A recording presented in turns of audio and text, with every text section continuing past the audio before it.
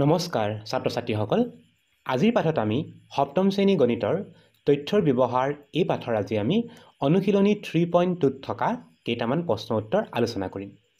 আজিৰ ভিডিঅ'ত আমি প্ৰধানতঃ বহুলক অৰ্থাৎ মড আৰু মধ্যমা অৰ্থাৎ মিডিয়ান কেনেকৈ উলিয়ায় সেই বিষয়ে আজি আমি আলোচনা কৰিম। প্ৰথম প্ৰশ্নটো চাওঁ আহা। ইয়াতে আমাক দিছে যে তলৰ তথ্যখিনিৰ পৰা বহুলক নিৰ্ণয় কৰা। ইয়াত যিখিনি তথ্য বা যিখিনি সংখ্যা দিয়া আছে আমি সংখ্যাবোৰৰ পৰা উলিয়াব লাগে বহুলক। বহুলকে কি বুজায় প্ৰথম সেইটো কথা আমি বুজি লওঁ। বহুলক হৈছে যিবোৰ সংখ্যা দিয়া থাকিব সেই সংখ্যাবোৰৰ আটাইতকৈ বেছিকৈ যিটো সংখ্যা হ'ব তাকে কোৱা হয় বহুলক বুলি। আমি যদি এই সংখ্যাখিনি চাওঁ তেতিয়াহ'লে আমি দেখিম ইয়াতে 2 আছে 2টা, 3 আছে 2টা, 4 আছে 2টা, 5 আছে 3টা, 6 আছে 2টা আৰু 7 আছে 2টা। বহুলকে আটাইতকৈ বেছিকৈ কোনটো সংখ্যা আছে সেই সংখ্যাটোকে বহুলক বুলি কয়। তেতিয়াহ'লে আমি দেখিলোঁ যে ইয়াতে 2 2টা, 3 2টা, 4 2টা, 6 2টা আৰু 7 2টা আছে। আটাইকেইটা দুটাকৈ আছে, কিন্তু ইয়াতে 5 আছে 3টা। গতিকে আটাইতকৈ বেছিকৈ কোনটো সংখ্যা আছে? আটাইতকৈ বেছিকৈ ইয়াতে 5 সংখ্যাটো আছে। সেইকাৰণে এই তথ্যখিনিৰ বহুলকটো হ'ব 5। এইটো আমি মনত ৰাখিব লগা কথা। বহুলক হৈছে তথ্য এখিনিৰ বা যিবোৰ সংখ্যা দিয়া থাকিব তাৰ আটাইতকৈ বেছিকৈ থকা সংখ্যা। এই সংখ্যাবোৰত আটাইতকৈ বেছিকৈ 5 সংখ্যাটো আছে, সেইকাৰণে 5টো হ'ব ইয়াৰ বহুলক। এবাৰ আমি চাম ইয়াৰ পিছৰ প্ৰশ্নটো। পিছৰ সংখ্যাকেইটা যদি মন কৰোঁ, ইয়াতে প্ৰথমে দিয়া আছে 41 43। সংখ্যাবোৰ যদি চাওঁ ইয়াতে 41 এটা, 2টা, 3টা। আমি ইয়াতে কাষতে লিখি লওঁ। ইয়াতে দেখিলোঁ যে 41 আছে 3টা। তাৰপিছতে 42 সংখ্যাটো আমি দেখিবলৈ পোৱা নাই, কিন্তু তাৰপিছতে 43 সংখ্যাটো আছে। 43টো আছে মাত্ৰ এবাৰ আছে, 43টো আমি লিখি ল'ম এবাৰ বুলি। ইয়াৰ পিছতে আছে 46 সংখ্যাটো। 46 সংখ্যাটো আছে মাত্ৰ এবাৰ, সেইকাৰণে আমি 46টো এবাৰ লিখিম। 47 সংখ্যাটো যদি চাওঁ 47টো আছে এবাৰ, মাত্ৰ এবাৰেই আছে, আমি 1 লিখিব লাগিব। এবাৰ আছে 1 লিখিলোঁ। 48 সংখ্যাটো আছে এবাৰ, 48 আছে এবাৰ আৰু 49 সংখ্যাটো আছে দুবাৰ। তেতিয়াহ'লে দেখিলোঁ যে এই যিখিনি তথ্য আছে তথ্যখিনিত আটাইতকৈ বেছিকৈ 41 বা 41 সংখ্যাটো আছে 3বাৰ আছে। সেইকাৰণে এই তথ্যখিনিৰ বহুলকটো হ'ব 41 বা 41। 2 নম্বৰ প্ৰশ্নটোত আমাক আৰু অলপ সহজ কৰি দিলে। ইয়াতে কৈছে প্ৰাপ্ত নম্বৰৰ বহুলক নিৰ্ণয় কৰা। ইয়াতে ছাত্ৰ ছাত্ৰীৰ সংখ্যা আৰু প্ৰাপ্ত নম্বৰ। ইয়াতে কোনটো নম্বৰ বেছি সংখ্যক ছাত্ৰ ছাত্ৰীয়ে লাভ কৰিছে সেই নম্বৰটোৱে হ'ব বহুলক। আমি যদি তালিকাখন মন কৰোঁ তেতিয়াহ'লে দেখিবলৈ পাম যে 10 পাইছে 3জনে, 11 পাইছে 3জনে, 12 পাইছে 4জনে, 13 পাইছে 7জনে, 14 পাইছে 4জনে আৰু 15 পাইছে 2জনে। বেছি সংখ্যক ছাত্ৰ ছাত্ৰীয়ে পোৱা নম্বৰটো হৈছে 13। 13 পোৱা আছে 7জন ছাত্ৰ ছাত্ৰীৰ। গতিকে এই তথ্যখিনিৰ বহুলকটো হ'ব 13, কাৰণ 13 সংখ্যাটো আটাইতকৈ বেছিকৈ আছে, সেইকাৰণে ইয়াৰ উত্তৰটো হ'ব 13। এবাৰ আমি চাম 3 নম্বৰ প্ৰশ্নটো। 3 নম্বৰ প্ৰশ্নত কৰিব লাগে মধ্যমা নিৰ্ণয় কৰা। ইয়াত যিখিনি সংখ্যা দিয়া আছে এই সংখ্যাখিনিৰ আমি মধ্যমাটো উলিয়াব লাগে। মধ্যমা উলিয়াবৰ কাৰণে আমাৰ মধ্যমাই কয় যে মাজত যিটো সংখ্যা থাকে সেইটোৱে হ'ব আমাৰ মধ্যমা। ধৰা 3টা সংখ্যা দিয়া আছে, 1 2 3। ইয়াতে মাজত কোনটো সংখ্যা আছে মন কৰিবা। মাজৰ সংখ্যাটো জানিবৰ কাৰণে প্ৰথমৰ এটা শেষৰ এটা কাটি দিলোঁ, মাজত পালোঁ আমি 2। 1 2 3 মধ্যমাটো হ'ব 2। আকৌ যদি আমাক ধৰক 5টা সংখ্যা দিয়া থাকে 2 3 4 5 6। এতিয়া এই সংখ্যাকেইটাৰ মধ্যমা উলিয়াবৰ কাৰণে আমি প্ৰথমৰ এটা শেষৰ এটা কাটি দিলোঁ, তাৰ পিছৰ কেইটা কাটি দিলোঁ, তেতিয়াহ'লে মাজত থাকিলে 4।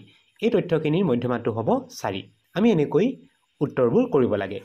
কিন্তু আমি মধ্যমা কৰাৰ আগেয়ে প্ৰথমে যিবোৰ সংখ্যা দিয়া থাকে সংখ্যাবোৰ আমি সৰুৰ পৰা ডাঙৰলৈ বা ডাঙৰৰ পৰা সৰুলৈ আমি সজাই ল'ব লাগে।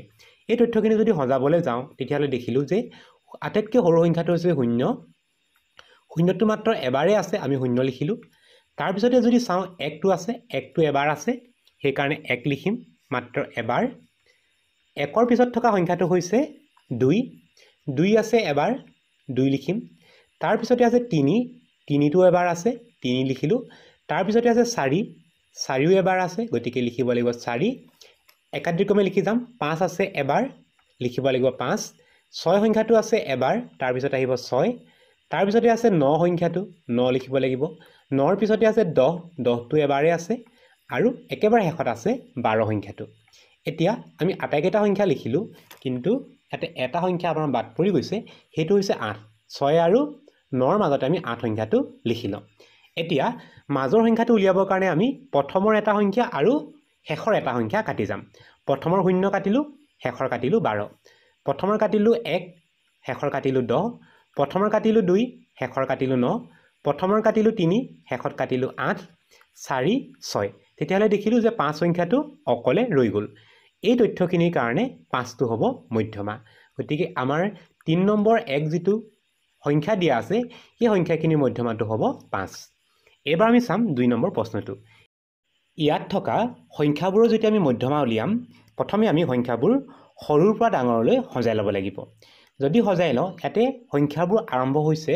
একেবাৰে সৰু সংখ্যাটো 5 গতিকে প্ৰথমে লিখিব লাগিব 5 5ৰ পিছত আমি চালোঁ 6 সংখ্যাটো দেখিবলৈ পোৱা নাই গতিকে 6 লিখিব নালাগিব তাৰপিছতে আছে 7 7টো এবাৰেই আছে 7 লিখিম তাৰ পিছৰ সংখ্যাটো হৈছে 8 8টো আছে ইয়াতে এবাৰ দুবাৰ আছে সেই কাৰণে 8টো দুবাৰ লিখিম মনত ৰাখিব লাগিব 8টো এবাৰ লিখিলে নহ'ব 8 দুবাৰ আছে দুবাৰ লিখিম তাৰ পিছতে 9 সংখ্যাটো আছে এবাৰ দুবাৰ তিনিবাৰ 9 সংখ্যা আহিব তিনিবাৰ এবাৰ দুবাৰ তিনিবাৰ তাৰ পিছত আছে 10 সংখ্যাটো এবাৰ আছে 10 লিখিব লাগিব তাৰ পিছত আছে 11 11টো মাত্ৰ এবাৰেই আছে 11টো এবাৰ লিখিম ইয়াৰ পিছতে 12 সংখ্যাটো দুবাৰ আছে 12টো আমি দুবাৰ লিখিব লাগিব এতিয়া আমি মাজৰ সংখ্যাটো উলিয়াবৰ কাৰণে বা মধ্যমাটো উলিয়াবৰ কাৰণে প্ৰথমৰ এটা সংখ্যাৰ লগত শেষৰ এটা সংখ্যা কাটি গৈ থাকিম এনেকৈ যদি কাটি গৈ থাকোঁ আমি কি পাওঁ চাওঁ আহা এনেকৈ যদি কাটি গৈ থাকোঁ আমি দেখিলোঁ যে মাজত 9 সংখ্যাটো ৰৈ গ'ল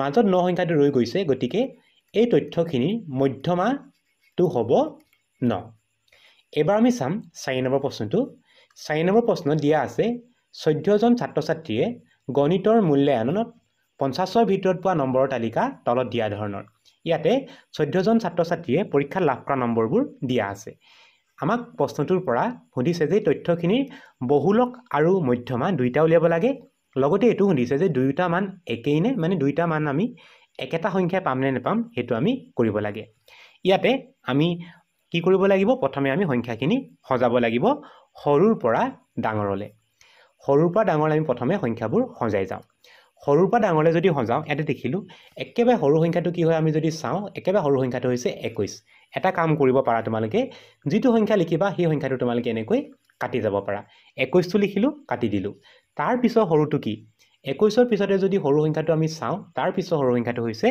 22 লিখিব লাগিব 2 × 2 22 তাৰ পিছত আছে 23 সংখ্যাটো ইয়াতে দেখিবলৈ পাইছোঁ 23টো আছে এবাৰ আছে দুবাৰ আছে 23টো লিখিব লাগিব দুবাৰ 23, 23 24 সংখ্যাটো আছেনে চাম ইয়াতে 24 সংখ্যাটো আছেনে ইয়াতে 24 সংখ্যাটো আছে লিখিব লাগিব 24 এবাৰেই আছে তাৰপিছত চাম 25 সংখ্যাটো 25 সংখ্যাটো ইয়াত আছেনে আমি দেখিলোঁ যে 25 সংখ্যাটো ইয়াতে এবাৰ আছে সেইকাৰণে লিখিব লাগিব 25 ইয়াৰ পিছৰ সংখ্যাটো যদি চাওঁ 26 সংখ্যাটো ইয়াতে নাই সেইকাৰণে ইয়াৰ পিছৰ সংখ্যাটো হৈছে 27 27টো এবাৰ দুবাৰ আছে 27 দুবাৰ আছে সেইকাৰণে আমি 27টো দুবাৰ লিখিব লাগিব ইয়াৰ পিছত আছে 28 সংখ্যাটো দেখিবলৈ পাইছোঁ এবাৰ আছে লিখিব লাগিব 28 তাৰপিছতে আছে 29 ইয়াতে 29 সংখ্যাটো নাই 30 সংখ্যাটো নাই কিন্তু 31 সংখ্যাটো এবাৰ আছে সেইকাৰণে লিখিব লাগিব 31 ইয়াৰ পিছত বিচাৰিম যে 32 সংখ্যাটো আছে নেকি 32টো আছে এবাৰ লিখিব লাগিব 32 তাৰপিছতে চাম 33 সংখ্যাটো আছেনে 33টো নাই তাৰ পিছৰ সংখ্যা 34ও নাই কিন্তু 35টো আছে এবাৰ দুবাৰ তিনিবাৰ চাৰিবাৰ 35টো আছে চাৰিবাৰ তলৰ শাৰীতে আমি লিখি দিওঁ একেটা শাৰীতে ধৰা নাই 35,